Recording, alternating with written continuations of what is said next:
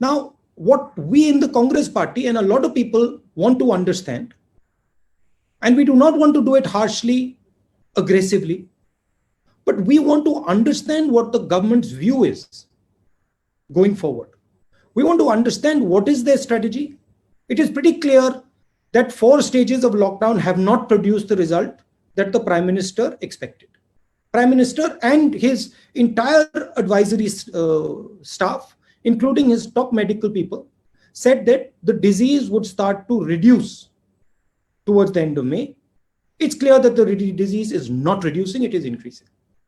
So we, with utmost respect, want to ask the Prime Minister and the government, now that we have a failed lockdown, what is their strategy going forward?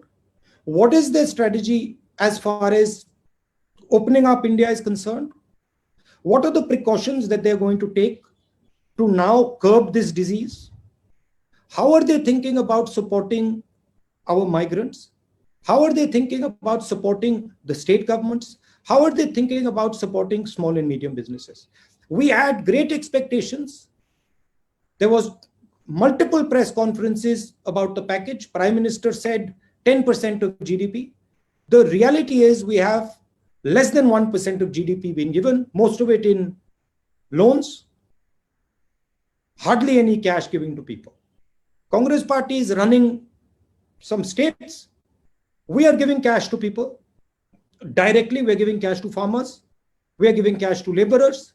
But we are not getting any support from the central government. And it is becoming extremely difficult for our states to function without adequate support from the central government. थोड़ा मैं हिंदी में बोल देता हूं. नरेंद्र मोदी जी ने कहा था कि 21 दिन में कोरोना की लड़ाई जीती जाएगी. 4 लॉकडाउन हो गए, तकरीबन 60 दिन हो गए. हिंदुस्तान पहला देश है जो बीमारी के बढ़ते वक्त लॉकडाउन बंद कर रहा है. चाहे वो जापान हो, चाहे वो कोरिया हो, चाहे वो जर्मनी हो, फ्रांस हो, सब के सब ने लॉकडाउन जब बंद किया, जब बीमारी घटनी शुरू हुई थी. तो यह बात क्लियर है, स्पष्ट है कि हिंदुस्तान का लॉकडाउन फेल हुआ है. जो लक्ष्य नरेंद्र मोदी जी का था वो लक्ष्य पूरा नहीं हुआ. और अब हम बहुत इज्जत से, रिस्पेक्ट से, आदर से सरकार को और प्रधानमंत्री को पूछना चाहते हैं कि अब आपका प्लान बी क्या है.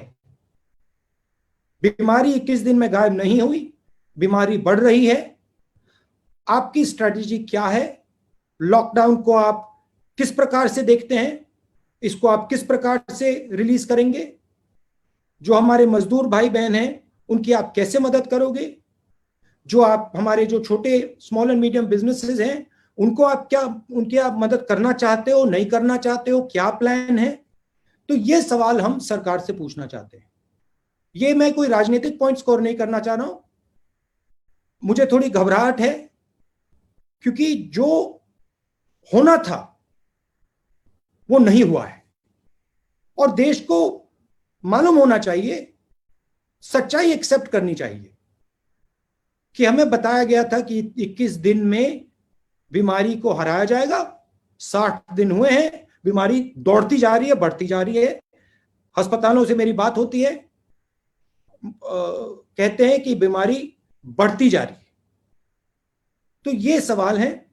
अब आप अपने सवाल जरूर पूछिए. Thank you, Rahul ji. In fact, there has been some problem at Randeep ji's end, so yes, I've just been told. Ji, so first question is from Kaushik Deka. He's senior editor with Times of India Today Group. Sorry, Kaushik, please go ahead. Ask your question. Unmute yourself. I can't hear you. Yeah.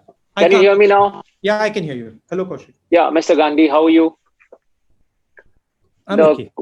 My question is, you have said that lockdown has failed, and you have raised the migrants issue a lot. I saw your video also. So my question is, how did the government fail in handling the migrants, as you have mentioned? Because was it the timing of the lockdown?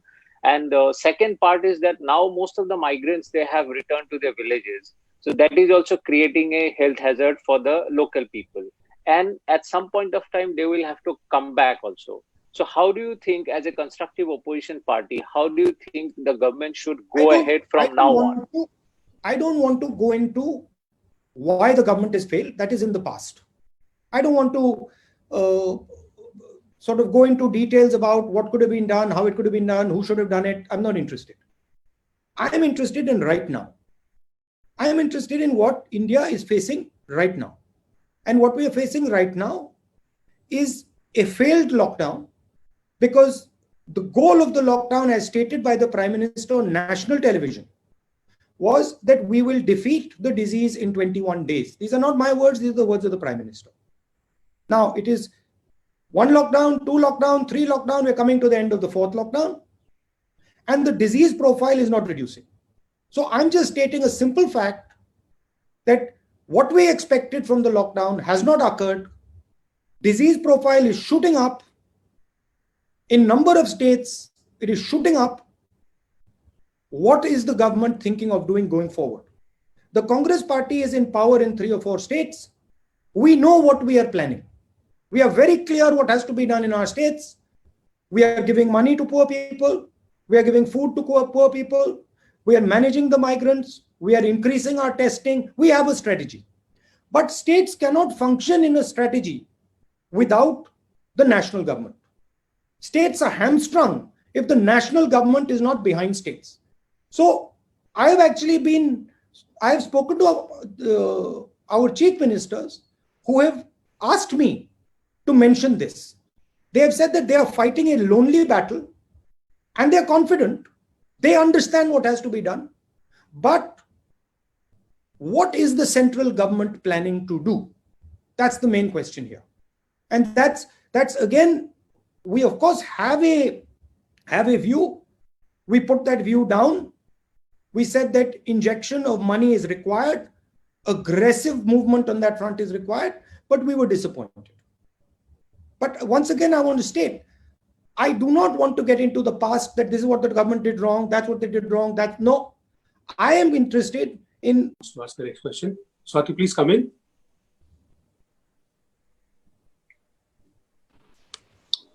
Hi, sir. This is Swati. I hope you can hear me. Yes, we can hear you. Hi, good afternoon. Yeah, so I wanted to ask you that, India has been facing a high level of unemployment even before the coronavirus pandemic began. So since this is a concern which has obviously deepened over the period of over this time, and because India is a country that is, in terms of its average age, it's a young country, do you think that India has made a mistake in terms of prioritizing health over the economic crisis that has affected a much larger number of people? You mean in the long term, or you mean right now during the lockdown? Yes, particularly right now, but also right now. In the I don't think that's a binary question. I don't think it is either health or economics. I think we are smart enough, intelligent enough to work a path through that will create a successful compromise between health and economics. So I don't see this as a on-off switch where you either solve the health problem or you solve the economics problem. I think there is a lot of nuance to that.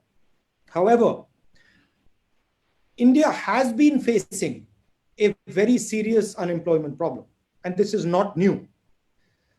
This has been going on. You've heard of Make in India, you've heard of some of those initiatives, and they have not given the result that one expected for whatever reason.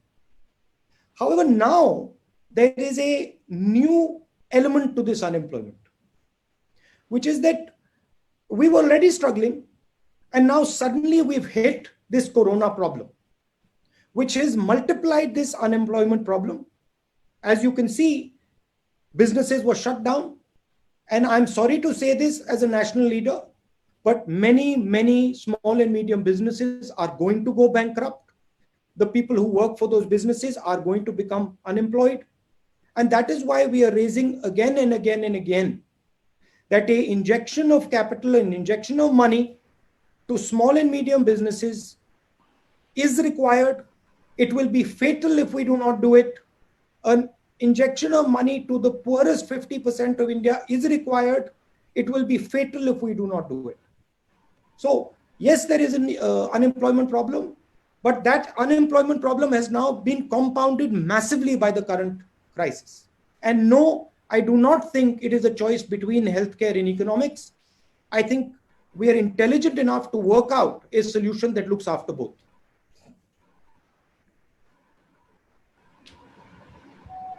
Thank you, sir. Next question is from Sanjay Mishra ji from Dainik Jagran. Sanjay ji, you can come in, please. Just one point. Just one point. If I'm being asked a question in Hindi, I'll answer in Hindi. If it's a question in English, I'll answer in question in English. Sir, which is fine, sir. हाँ. Yeah. Sanjay ji पूछिए. जी राहुल जी नमस्कार, मेरी आवाज आ रही है आपको? हाँ आवाज आ रही है मगर चेहरा नहीं. हाँ आ गए. जी राहुल जी, एक और बड़ा सीरियस चैलेंज जो है वो देश फेस कर रहा है. भारत एक तरफ कोविड-19 से लड़ रहा है और दूसरी तरफ सीमा पर भी देखें तो बहुत तनाव की स्थिति है. लद्दाख में चीन के साथ बहुत तनावपूर्ण स्थिति चल रही है और एक रिपोर्ट कहती है कि 10,000 से ज़्यादा सैनिक जो है वो भारतीय भूभाग पे आके डटे हुए हैं. दूसरी तरफ अगर आप देखें तो नेपाल के साथ भी हमारा सीमा विवाद, एक नया जो है वो विवाद शुरू हो गया है. तो बाहरी सीमा के मोर्चे पे भी भारत एक बड़े सीरियस चैलेंज का सामना कर रहा है. तो आपको नहीं लगता है कि सरकार की रणनीति यहाँ पे कहीं ना कहीं एक तरह से सवालों के कटघरे में है? देखिए, जो बॉर्डर इशू है,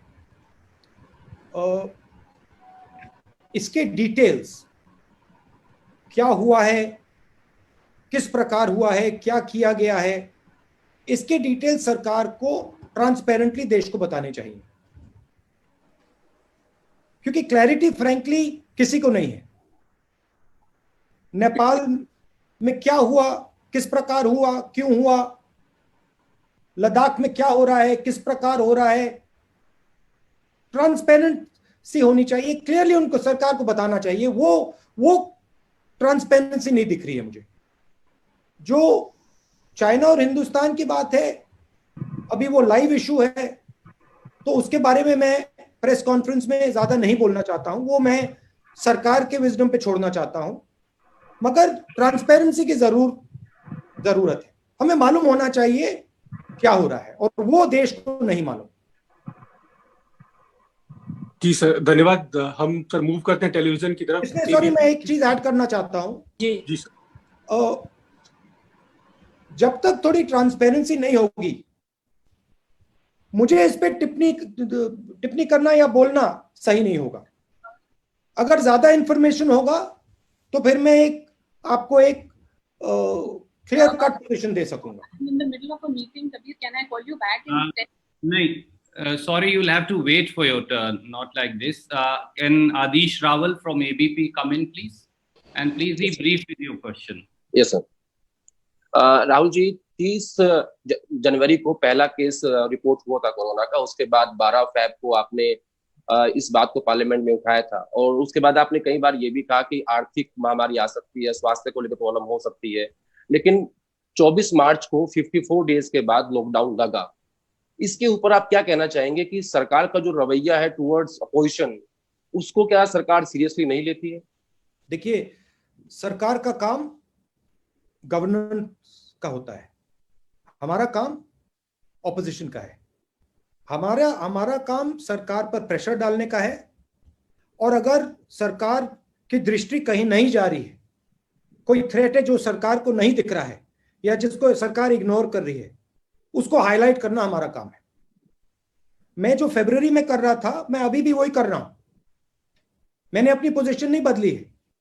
मैंने फरवरी में कहा था कि बहुत डेंजरस सिचुएशन बनने जा रही है और आज भी मैं कह रहा हूं. और फरवरी मैं जो कहा था उससे स्ट्रांगली मैं आज कह रहा हूं कि अगर फाइनेंशियल सपोर्ट नहीं दी, अगर स्मॉल एंड मीडियम बिजनेसेस को प्रोटेक्ट नहीं किया, तो जो नुकसान होने वाला है वो अभी तक कुछ दिखाई नहीं है। ये तो पहला चैप्टर भी शुरू भी नहीं हुआ है। तो जो मैं वार्निंग फरवरी में दे रहा था, वही वार्निंग मैं आज फिर से दे रहा हूं, और मैं सरकार से कह रहा हूं, आदर से कह रहा हूं, रिस्पेक्ट से कह रहा हूं, प्लीज आप इकोनॉमिक एक्शन लीजिए, आप एकदम कैश इंजेक्शन दीजिए, आप एकदम स्मॉल एंड मीडियम बिजनेसेस की रक्षा कीजिए, नहीं तो बहुत जबरदस्त आर्थिक नुकसान होने वाला है। मेरा काम देश की जो निगाह है, जो पर्सपेक्टिव है, उसको शेप करने का है। और मैं देश को और नरेंद्र मोदी जी को कह रहा हूं कि आपने जो पैकेज में किया है उससे कुछ नहीं होने वाला है। एक प्रॉब्लम है, मैं आपको बताता हूं। थोड़ी सी मेरी बातचीत जो डिसीजन मेकर्स हैं इनडायरेक्टली होती रहती है। उनकी व्यू है कि अगर हमने बहुत सारा पैसा गरीब लोगों को दे दिया, मजदूरों को दे दिया, तो बाहर देशों में गलत इंप्रेशन चला जाएगा, हमारी रेटिंग खराब हो जाएगी। मैं फिर से दोहरा रहा हूं, हिंदुस्तान की शक्ति बाहर से नहीं बनती है, हिंदुस्तान की शक्ति हिंदुस्तान के अंदर से बनती है। हिंदुस्तान की इमेज बाहर नहीं बनती है, हिंदुस्तान की इमेज हिंदुस्तान के अंदर बनती है। जब हिंदुस्तान मजबूत होता है, जब हिंदुस्तान की शक्ति में शक्ति होती है, तो बाकी दुनिया देखती है, इमेज बनती है हमारी। तो मैं फिर से कह रहा हूं, हिंदुस्तान की शक्ति की रक्षा करने की जरूरत है। शक्ति की रक्षा कैसे करनी है? डायरेक्ट कैश एकदम 50% लोगों को महीने का 7,500 रुपए, सबसे गरीब मजदूरों को। ये हमारी शक्ति है, ये हमारी स्ट्रेंथ है, ये हमारा सोल है, आत्मा है। इसकी रक्षा करनी है। विदेश क्या सोच रहा है उसके बारे में नहीं सोचना, अभी वो बाद में देखेंगे। Thank you, sir. May I now request Karthikeya ji from Beyond to come in, please? Karthikeya ji, please ask your question briefly. Hello, Karthikeya, how are you? I'm fine, sir. Good afternoon. My question to you is that how has the government delivered on ground at the time of the lifting of lockdown, especially in context of the depressed people, poor people, daily wage workers?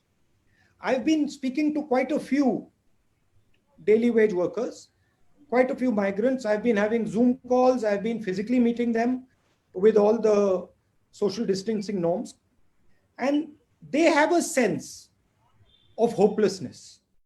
They have a sense that they have been left alone. Many of them have said to me, भरोसा हमारा टूट गया, भरोसा हमारा टूट गया. I don't like hearing those words. I don't like hearing an Indian person saying those words. I don't care who he is. I don't like those words. I don't want a single Indian person to say those words, whether he's rich, poor, male, female, Hindu, Muslim, Sikh. I don't like those words. And they're saying those words more and more. कह रहे हैं कि भरोसा टूट गया. भरोसा किसी का नहीं टूटना चाहिए. क्या किया सरकार ने, किस प्रकार से किया, मैं फिर से दोहरा रहा हूं. बात हो गई, खत्म हो गई. मगर अभी भी हम एक्शन ले सकते हैं. अभी भी सरकार मजदूरों की मदद कर सकती है. अभी भी सरकार 7,500 रुपए महीने का दे सकती है और देना चाहिए. Thank you, sir. Can I now go to Hindustan Times? Aurangzeb ji, please ask your question. Good afternoon. My question is, last week we saw politics being played over the buses for migrants in UP. We also heard BJP and Mayawati accusing Congress of doing politics over the issue. Then a statement comes from the UP Chief Minister that other states will now have to seek his government's permission if they want to hire workers from UP. So what is your view on this? And the second is, can you repeat what you said about India, China, Nepal issue in English, please? Why would you want me to repeat it? I've already said it once, so I don't think it's necessary to repeat it. I said in English. Anyway. You want me to say it in English? No, I said anyway. You answer my first. No, sorry. You want me to say it in Hindi? You want me to say it in English? Is that what it is? Yeah, I meant about India, China. India, China. I think I've already said the India, China thing. I'll answer your first question. Look, I think it's unfortunate. I think people are first Indian and then they belong to their states. And the decision on whether somebody goes to work from Uttar Pradesh to the rest of the country is not the chief ministers. It is the people of India and the people of Uttar Pradesh. If a citizen of Uttar Pradesh wants to go and fulfill his dreams in Maharashtra or in Delhi or in Karnataka or anywhere else, he should have the right to do so. It is very unfortunate that the chief minister of Uttar Pradesh views India in such a way. These people are not his personal property. They are not the personal property of Uttar Pradesh. These people are Indian citizens and they have the right to decide what they want to do and they have the right to live the life they want to live. It is our job to support them to fulfill their dreams. It is not our job to say that you belong to me, you cannot go and work in Maharashtra. It's an absolutely absurd position. Thank you, sir. You want me to say a little bit about the China thing in English? Hello? Yeah, yes. Please. You would like me to say a little bit about the China thing in English? Yeah, please. Yeah. Yes, please. I think the China, what we would like to see is some more transparency on what is going on. It becomes very difficult for us to have a position without understanding the facts. And I think the government should make clear to the people of India what exactly is happening on the border. We are hearing different stories. I don't want to go into conjecture, but it is important that the government of India makes it clear what is happening on the border so that people can understand and people can have a proper position. Thank you, sir. May I now request Archana from ANI to come in? Archana, please ask your question. Hello, Archana. Hello, sir. How are you? Sir, my question is, I'm fine. So my question is, lockdown का main लक्ष्य था संक्रमण को रोकना. तो क्या आपके राय में 4 बार लॉकडाउन अभी तक हो चुका है, तो संक्रमण रुका है? क्या लक्ष्य प्राप्त हुआ है सरकार को? ये तो मैंने ओपनिंग स्टेटमेंट में ही कह दिया था कि लॉकडाउन का जो लक्ष्य है वो प्राप्त नहीं हुआ. प्रधानमंत्री ने कहा था 21 दिन में लॉकडाउन कोरोना को हरा देगा. कोरोना तो बढ़ता जा रहा है, तो ठीक है, जो पहली स्ट्रैटेजी थी वो फेल हो गई, उसको एक्सेप्ट कर लेना चाहिए. मगर अब बताइए अगली स्ट्रैटेजी क्या है? अब बताइए आगे बढ़ते हुए हिंदुस्तान की सरकार क्या सोच रही है? लॉकडाउन को किस प्रकार से हटाएगी? जो हमारे गरीब लोग हैं उनकी किस प्रकार से मदद करेगी? जो स्मॉल मीडियम बिजनेसेस हैं उनकी कैसे रक्षा होगी? जो माइग्रेंट्स हैं उनके लिए क्या किया जाएगा? तो ये सब चीजें अब देश को बताना है. शुक्रिया अर्चना जी. May I now request आज तक मौसमी जी is here from आज तक. मौसमी जी, sorry, one more thing. I don't think अगर आपने प्रधानमंत्री से भी पूछा कि भाई आपने 21 दिन का बोला था, 60 दिन हो गए, तो आई थिंक प्रधानमंत्री हिमसेल्फ विल एक्सेप्ट. वो ही एक्सेप्ट करेंगे कि जो उनका पहला प्लान था वो फेल हुआ, वो भी एक्सेप्ट करेंगे. मगर हम सिर्फ ये कह रहे हैं ठीक है, हम मानते हैं कि फेल हो गया, एक्सेप्ट करते हैं उस बात को, मगर अब आगे बताइए क्या करना है. अब प्रधानमंत्री ने एक लो की अपनी पोजीशन अडॉप्ट कर ली है. पहले 2-3 बार उन्होंने फ्रंट फुट पे खेला. अब प्रधानमंत्री जी दिखाई नहीं दे रहे हैं, मगर देश को प्रधानमंत्री का चेहरा दिखना है. प्रधानमंत्री को देश को बताना पड़ेगा कि आगे क्या करना है. तो प्रधानमंत्री को अग्रेसिवली फ्रंट फुट पे फिर से आना पड़ेगा. वो बैक फुट पे चले गए हैं। मैं ऑपोजिशन का हूं, मैं कह रहा हूं उनको कि वो फ्रंट फुट पे फिर से आए। Thank you, sir. May I now request Aaj Tak, Mosmi Singh? And sir, before I take that question, Mosmi ji, sorry, I want to point out to the group as also to Rahul ji. Siddharth from ANI is here. In his course of duty, he was tested positive for COVID, but hats off to him that he continues to be on duty. Despite that, kudos to him. I hope he's not infecting other people. No, sir, he's at home, but he's on duty and continues to work. Mosmi ji, please go ahead. Rahul, हम आपसे पूछना चाह रहे थे, जो सरकार की पूरे इस मसले को लेके हैंडलिंग रही है, how would you rate it if it's on a scale of 10? क्या आप कितना मार्क्स देंगे, और क्या एक बड़ी कामयाबी और एक बड़ा फेलियर या नाकामयाबी क्या रही है? I'm not a school professor that I'm going to rate the Prime Minister's performance on a scale of 1 to 10. Sorry, that would be inappropriate for me to do. मैं ये कह दूंगा कि कोरोना की लड़ाई खत्म नहीं हुई है, कोरोना की लड़ाई शुरू हुई है, और हमें आगे क्लियरली अपने एक्शंस समझाने हैं। सरकार को क्लियरली एक्शंस बताने पड़ेंगे। 2-3 चीजें हैं।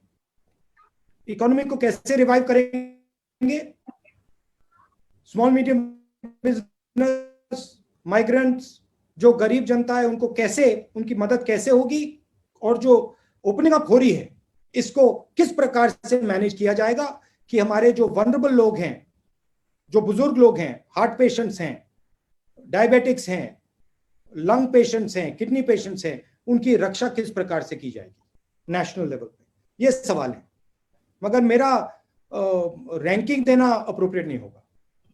राहुल, क्या कोई कामयाबी Mosmi ji, I'm sorry, I'll have to cut you in today. नहीं, sorry, let her ask. कोई कामयाबी?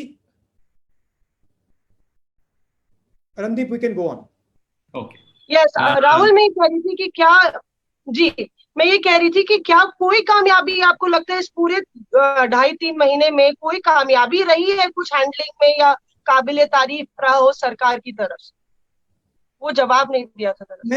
मैं आपसे ना मैं क्रिटिसाइज करूंगा, ना मैं पास्ट की बोलना चाहता हूं। जो हो गया हो गया। मैं आज की बात कर रहा हूं। मुझे इंटरेस्ट आज की है और कल की है, कल क्या होने वाला है। और मुझे थोड़ी घबराहट हो रही है कि जो कोरोना वायरस है वो बढ़ता जा रहा है। स्टेट लेवल पे हम लड़ रहे हैं, मगर जो सपोर्ट मिलना चाहिए वो सपोर्ट सरकार दे नहीं रही है। और मैं रिक्वेस्ट कर रहा हूं सरकार से कि सिर्फ कांग्रेस के स्टेट्स को नहीं, बीजेपी के स्टेट्स को, कांग्रेस के स्टेट्स को, सबको वो फाइनेंशियली सपोर्ट करें। Thank you sir. हिंदू से संदीप फूकन जी, कृपया अपना सवाल पूछिए।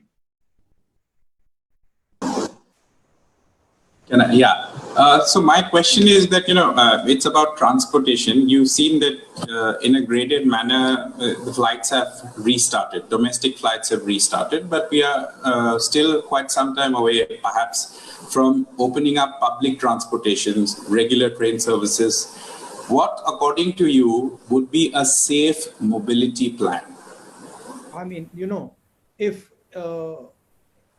see, you have to understand my job.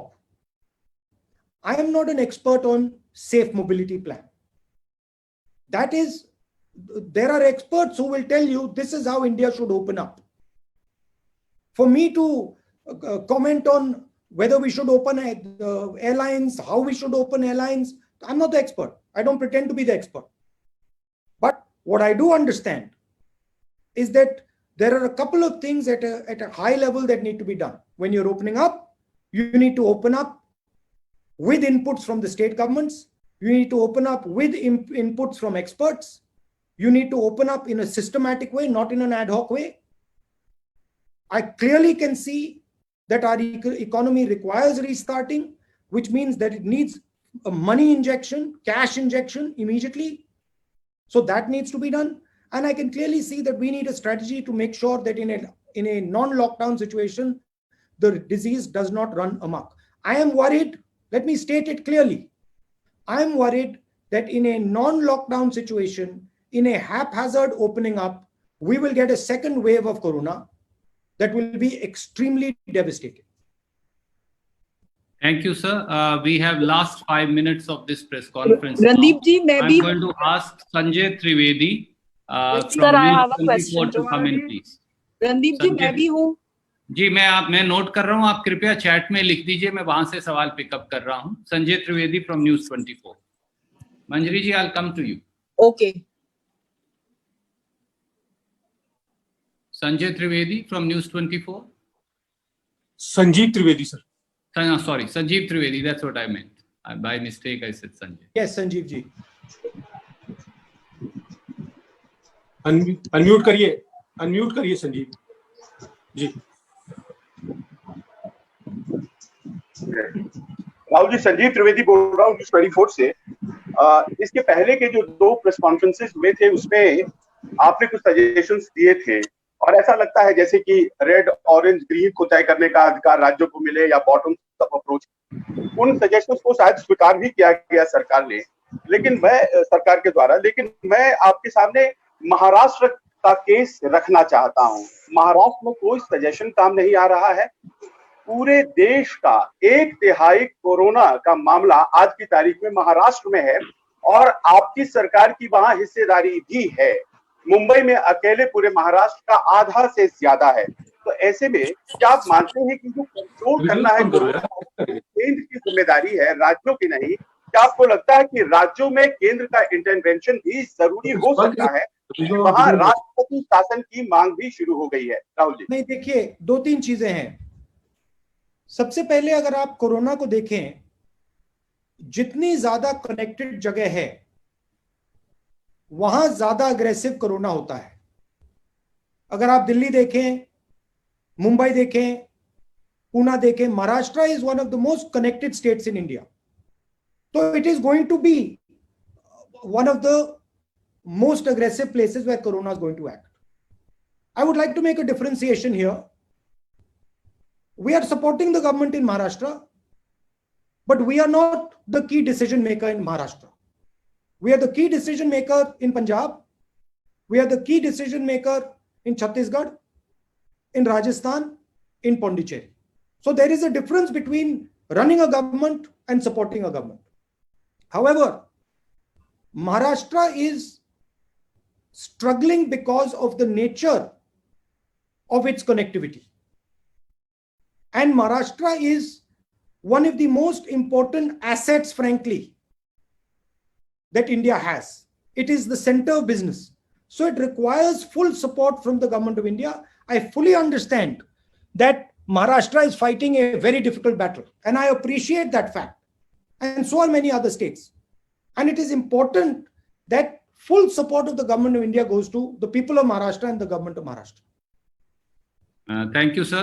May I now request from CNN IBN Arun Singh to come in? Arun Singh.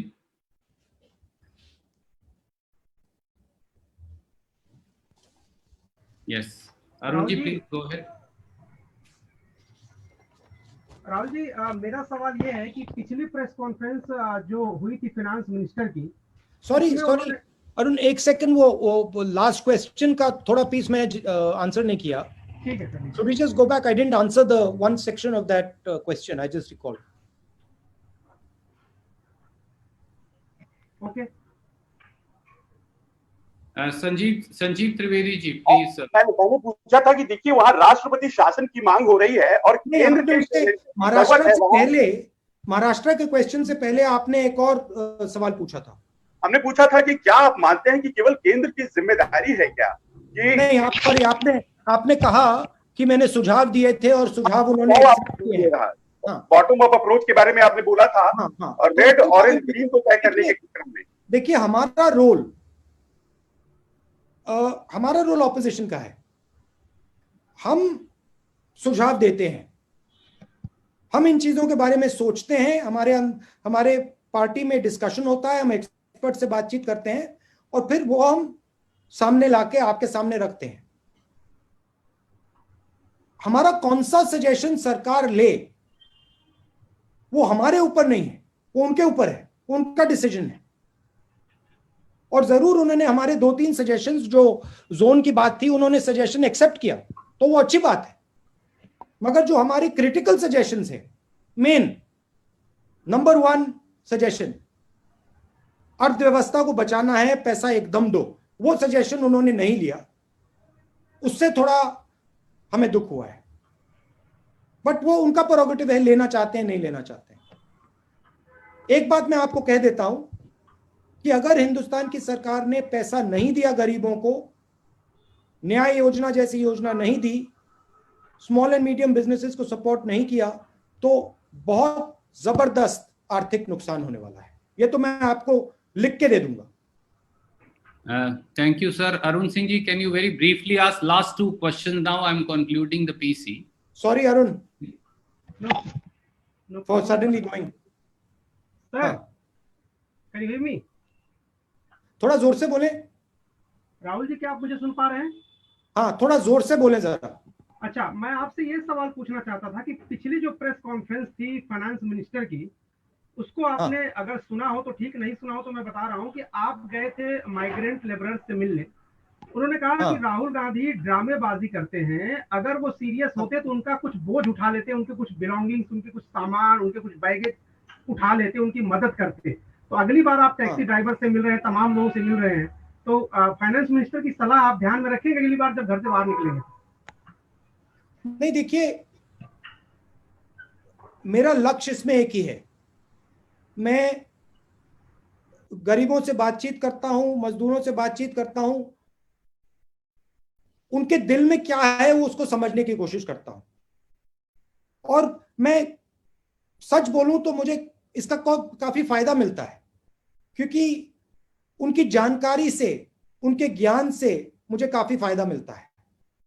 अब जहां तक मदद की बात है, मैं मदद करता रहता हूं और मेरा कोई इतराज नहीं है। मैं, अगर वो मुझे परमिशन दें, मैं जरूर बैग उठा के ले जाऊं, मगर वो मुझे परमिशन नहीं देंगे। अगर दे दें, मैं चला जाऊंगा, एक का नहीं 10-15 का उठा के ले जाऊंगा मैं।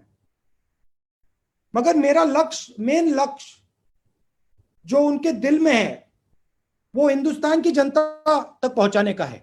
मैंने ये जो छोटी सी फिल्म बनाई, ये मैंने इसलिए बनाई कि हमारे जो बाकी नागरिक हैं, इनकी पीड़ा को समझें, इनके दुख, इनके दर्द को सुने।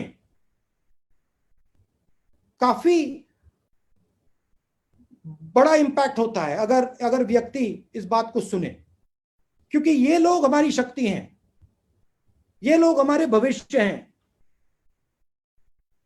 और अगर हम इनकी मदद नहीं करेंगे तो हम फिर किसकी मदद करेंगे?